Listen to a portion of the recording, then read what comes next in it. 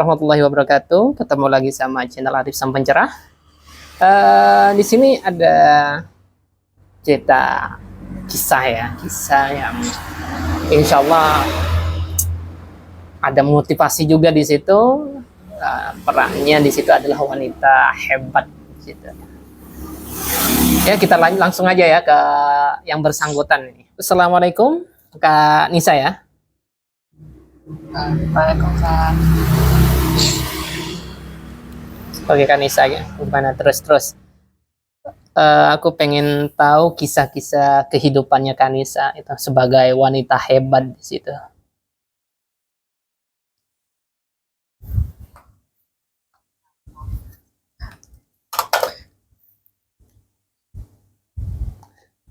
Boleh agak keras suaranya Kak, dikit aja.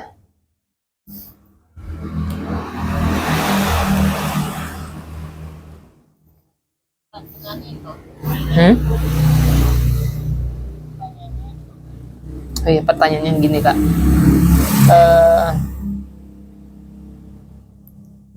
Ya kayak Kanisa ya, sekarang itu kan hidupnya sendiri gitu kan, tanpa ditemenin figur seorang laki-laki di situ atau ngerawat anak, jadi pemimpin gitu kan dari anak-anak. Perjuangan Kanisa di situ kan tidak akan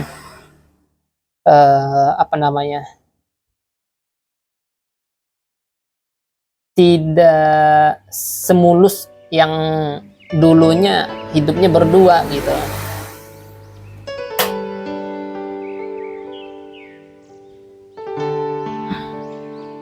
Ya aku emang beda sih kehidupan dari berdua dan sekarang sendiri emang beda. Iya. Ketika masih berdua masih bisa yang namanya mengurus anak-anak, masih kecil. Kita punya komitmen berdua untuk ngurus anak-anak, menjadi pemimpin, menjadi orang sukses. Itu ada cita-citanya aku, amanya dia. Cuman takdir berkata lain, karena ada masalah, aku sama dia udahan gitu. Jadi walaupun udahan, komitmen kita buat anak-anak sukses itu tetap ada. Tapi di situ Kanisa pasti ada ya orang-orang atau cemoohan orang lain gitu kan. Banyak banget kalau itu, banyak banget. Cuman ya dengan aku menerima omongan mereka seperti itu, aku itu kuat karena anak-anak. Iya. Berarti obat kuatnya di situ anak-anak ya Kak ya. Iya. Bisa menghadapi semua rintangan gitu ya. Iya. Mereka ngomongin aku gimana pun, aku tetap melihat anak-anak aku kuat karena di saat itu yang ketika ada masalah aku sama dia, di posisi itu aku yang disalahin. Iya. Tapi kan nggak kuat. Sebenarnya nggak kuat sih Bang. Jadi aku itu sebenarnya nggak kuat. Cuman aku kuat ya melihat dia anak. Iya. Mungkin kebanyakannya kayak kalau saya ya jadi perempuan terus posisinya ada di Kanisa, mungkin saya mikirnya gimana ya, nggak ada tulang punggung di situ, biaya kebutuhannya banyak, nanggung anak 3 gitu ya, kayaknya gimana ya Kak ya, kalau jadi saya nggak kuat gitu kan. Ini makanya aku bilang wanita hebat di sini. Sampai anak udah gede-gede. Nggak hebat sih Bang, nggak hebat. Cuman aku bilang, ya kekuatan aku anak-anak. Iya. Kalau aku tidak menjadi tulang punggung buat anak-anak, siapa lagi? Tuh. Mengharapkan dia, kalau mengharapkan dia itu ketika aku meminta, tetapi kalau ketika tidak aku meminta, jadi ketika ingatnya dia itu nggak ada gitu loh. apalagi untuk melihat anak-anaknya. Oh iya, iya. Terkadang kan kebanyakan ya wanita yang sudah lepas dari orang yang menanggungnya gitu kan. Terkadang dia buntu dalam hidupnya, bisa terjun ke hal-hal yang nggak sewajarnya, terkadang seperti itu kan. Banyak sih, aku juga pernah juga bertemu teman orang-orang kayak gitu yang di situ hidupnya dalam keputusasaan, merasa putus asa di situ. Kanisa pernah nggak? Pernah banget bang. Aku yang kayak gini ya, ketika ngelihat anak-anak putus asa aku ada. Itu pemikiran yang boleh dibilangnya pemikiran aku yang untuk bunuh diri itu ada. Nah. Bunuh diri itu ada. Awal mulai Makanya aku berpikir kayak gini, kalau bundir tidak dosa, itu aku bundir. Tapi aku ingat, aku punya 3 anak yang harus aku jawab. 3 anak. Ketika aku nggak ada, mereka sama siapa? Itu yang aku pikir. panjang ya kak ya.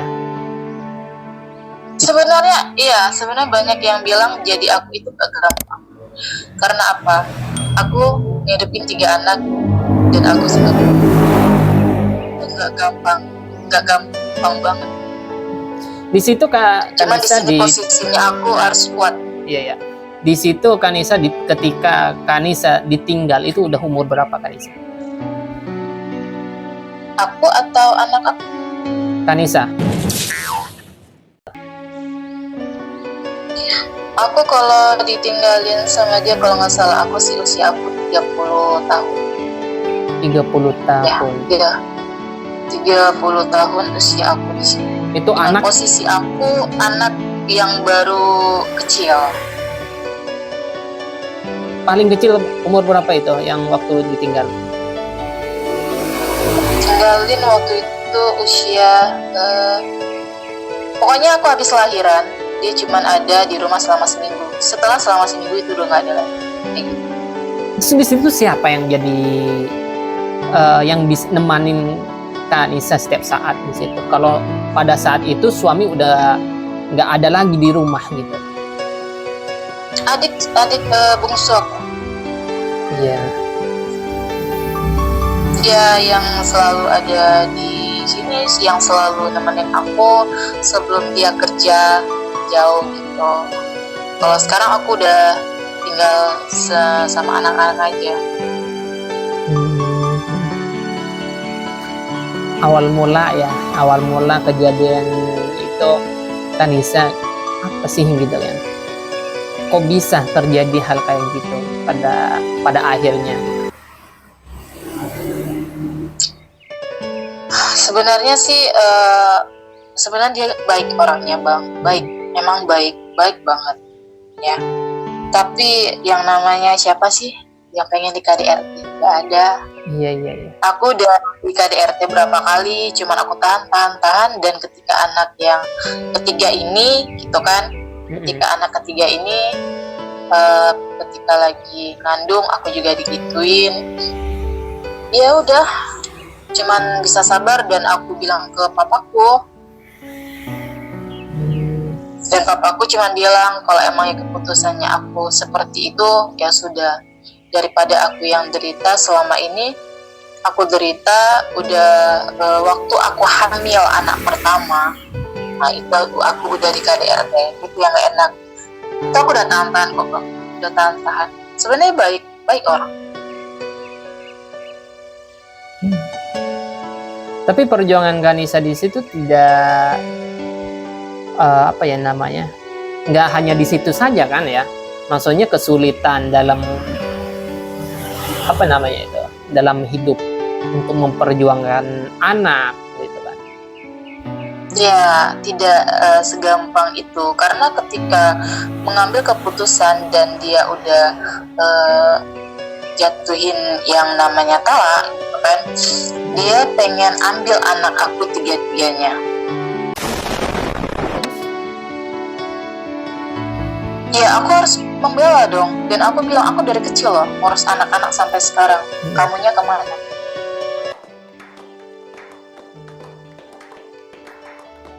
Aku bilang kayak gitu. Aku tetap dalam pembelaan aku yang ngurus mereka, ya kan? Dari kecil sampai gede. Pas gede itu, kenapa dia mau ngambil lagi anak aku? Iya. Enak gitu ya. Kalau udah gede mau diambil gitu ya. Anak aku alhamdulillah sehat-sehat aku kasih makan, sehat-sehat aku urus, dan dari keluarganya dia ngomong kayak gitu juga. Tengah malam keluarganya messenger aku, itu sebenarnya nggak pantas ya. Itu abangnya messenger aku jam-jam 2-an gitu, 2 tengah malam pokoknya. Dia bilang kalau anak-anak biar kami yang urus gitu. Gitu katanya. Tapi nggak sampai datang ke situ. Ngedatengin Kanisa. Tapi keluarga dari pihak mantan suami Kanisa nggak sampai ke nyamperin Kanisa gitu, diambil secara paksa gitu. Nggak nyamperin, tidak, cuman dia bilang kayak gitu, ya sudah biar kami aja yang ngurus katanya gitu. Enggak, aku nggak mau. Aku bilang maaf ya, aku bilang sama abangnya, maaf sebelumnya, aku dari kecil, dari anak pertama itu, aku yang ngurus, aku sambil kuliah loh. Aku sambil kuliah, dan dia nggak ada datang ke Pekanbaru sama sekali ngeliatin aku. Aku udah tahan aja ya bang, aku gituin sama abang. Otomatis Kanisa kalau sambil kuliah, itu kuliah S1 ya? S1? S2? Iya, benar. S1. Loh, itu kan butuh biaya juga gitu. Gimana itu Kanisa menghadapi yang namanya biaya gitu? Kalau yang dulu itu kan dia masih yang namanya kita masih baik-baik aja. Aku juga udah ngelupain ketika dia ngapain aku. Dan di situ dia sudah berjanji sama keluarganya aku itu mau kuliahin aku sampai S2. Tapi sampai sekarang juga ada, hanya omongan.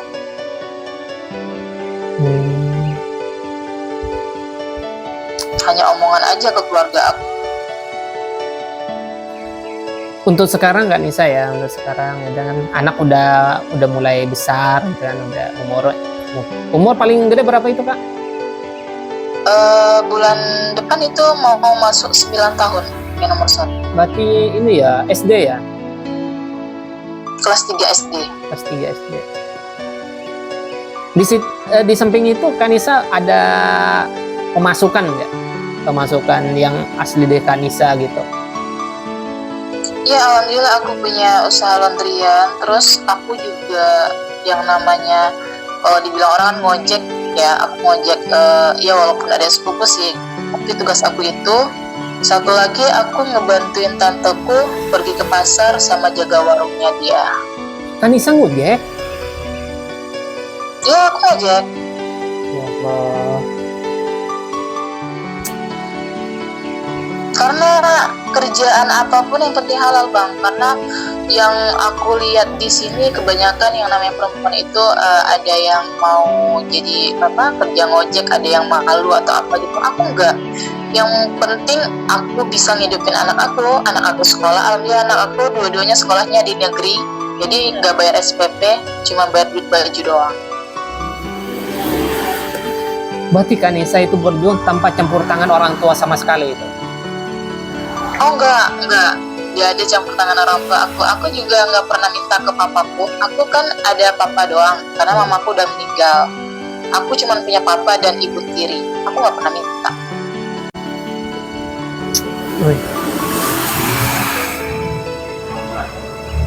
Ngojek. Aduh gimana ya, seorang perempuan sampai ngojek gitu ya. Di situ saking. Nggak masalah kalau di sini. Nggak masalah bang, karena emang kebanyakan wanita itu harus kuat demi anak, dan itu aku harus kuat demi anak-anak aku. Aku juga nafkahin mereka. Mereka pengen apa, di saat aku punya duit ya udah kita beli. Kalau mereka pengen minta, aku nggak ada, aku bilang aja sabar ya nak, udah gitu aja. Aku berjuang buat mereka, bukan buat diri sendiri.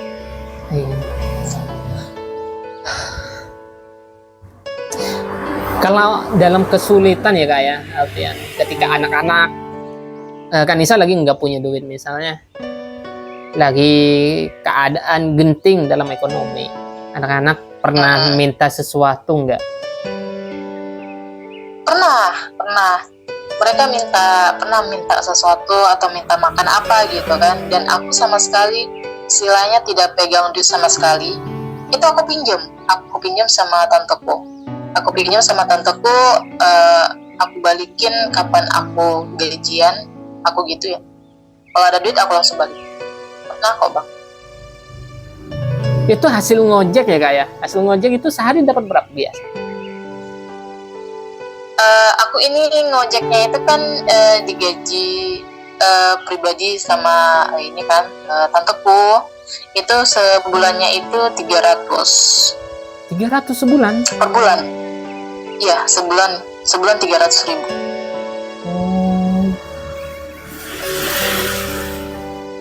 Dari jam berapa itu? Aku ngantar dari jam, ya kan maksudnya jam 7. Ya jam 7, terus ada yang pulang jam 1:30, ada yang pulang jam 2:30. Iya. Kalau laundry-nya? Jadi aku per bulannya 300. Kalau laundry?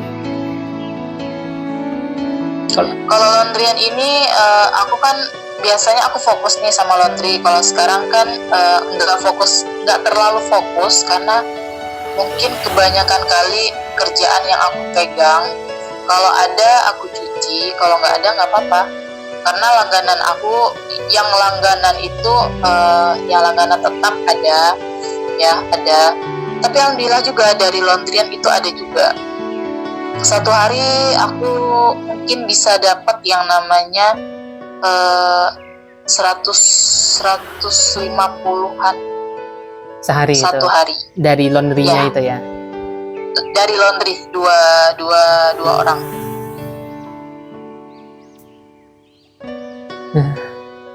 Iya kak, hebat. Nggak punya kata-kata itu kalau hal-hal kayak gini. Menurut saya itu kehidupan saya itu udah rumit banget gitu. Ternyata di situ ada yang ternyata yang lebih parah dari saya. Mungkin di situ aku pikir nggak bakal bisa kalau aku hadapin sendiri. Ya, kebanyakan orang bilang seperti itu bang. Ya, kebanyakan bilang seperti itu. Tante-tanteku juga bilang kayak gitu. Rencana sekarang ya kak ya? Rencana sekarang nggak punya pikiran gitu ya untuk cari suami gitu? Aku punya pikiran untuk cari suami, cuman di sini paling ininya karena mungkin traumanya aku itu masih ada sih. Di sini kan aku tidak mencari untuk yang main-main. Ya, aku pengen cari yang benar-benar yang serius dan tidak ada yang namanya KDRT lagi. Dan aku juga nggak akan mau kegagalan yang kedua kalinya, bang. Berarti artiannya nggak usah pacaran gitu lah ya. Kalau udah ada niat baik datang aja. Kalau gitu. emangnya udah ada niat baik, tinggal datang ke papaku di Batam. Karena aku masih punya papa kandung, walaupun emang nggak melalui papa, tapi aku pengennya harus melalui papaku. Iya benar. Karena aku masih punya papa. Nah, tapi sekarang ya papanya kakak biasa main nggak ke situ? Ke anak-anak lihat cucu gitu? Enggak. Aku juga di keluarganya aku pribadi juga seperti nggak akrab ya. Kalau kayak papa juga nggak pernah ngomongin cucunya juga nggak pernah. Iya sih kalau. Jadi aku di sini yang namanya apa harus kuat.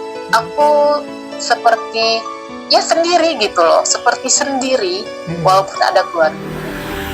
Seperti itu lagi kehidupannya aku. Pokoknya kalau misalnya lagi sedih-sedihnya, ya udah ditahan. Cuman bisa yang ngerasain sakitnya aku sendiri, yang nyembuhin sakitnya aku sendiri juga, bukan orang lain.